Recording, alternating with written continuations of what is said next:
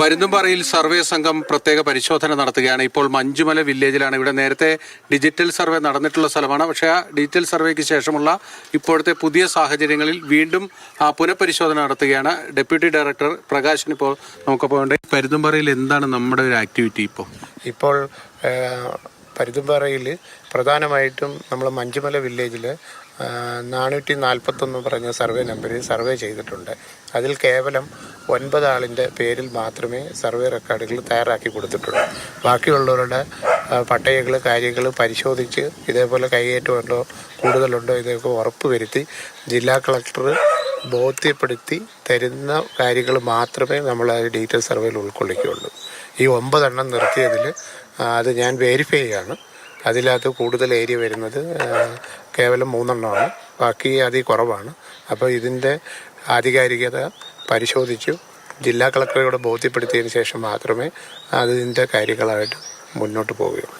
ഈ പ്രധാനപ്പെട്ട 3 എടുത്ത് കൂടുതൽ ഭൂമിയുണ്ടെന്ന് പറയുന്നത് പട്ടയത്തിൽ ഇവർ കാണിച്ചിരിക്കുന്നത് കൂടുതലല്ല, അവർക്ക് ഏരിയ കൂടുതലാണ്. ബാക്കി 5 സെൻറ്റ് 50 സെൻറ്റ് അങ്ങനെ ചെറിയ കാര്യങ്ങളാണ് നിലനിർത്തിയിരിക്കുന്നത്. എന്തായാലും 9 എണ്ണം നമ്മൾ മാത്രമേ ചെയ്തു കൊടുത്തിട്ടുള്ളൂ. ആ 9 എണ്ണത്തിൻ്റെയും ആധികാരികത പരിശോധിക്കുകയാണ്. ഈ സുജ എന്ന് പറയുന്നവരുടെ പ്രോപ്പർട്ടിയിൽ നിന്നാണല്ലോ ഇപ്പോൾ വന്നത്. അപ്പോൾ അവിടെ എന്തൊക്കെയാണ് പരിശോധിച്ചിരിക്കുന്നത്? അവിടെ നമ്മൾ അതിൻ്റെ ജെണ്ടയുടെ സ്ഥലങ്ങളാണ് പരിശോധിച്ചത്. അത് ഇത് പ്രകാരം അളന്നിട്ടുള്ളതും പിന്നെ അവരുടെ ബൗണ്ടറിയും അത് നോക്കിയാണ് വന്നത്.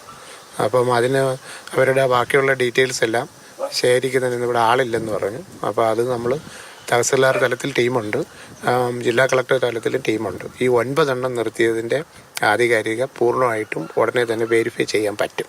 ബാക്കിയുള്ളത് നമ്മൾ അതിൻ്റെ പട്ടയം ഇവിടെ കൊടുത്ത കംപ്ലീറ്റ് ഈ 441 കൊടുത്ത മുഴുവൻ പട്ടയങ്ങളും ആധികാരികത പരിശോധിച്ച് ഉറപ്പ് വരുത്തിയതിന് ശേഷം നമ്മൾ സർവേയിൽ ഉൾപ്പെടുത്തും.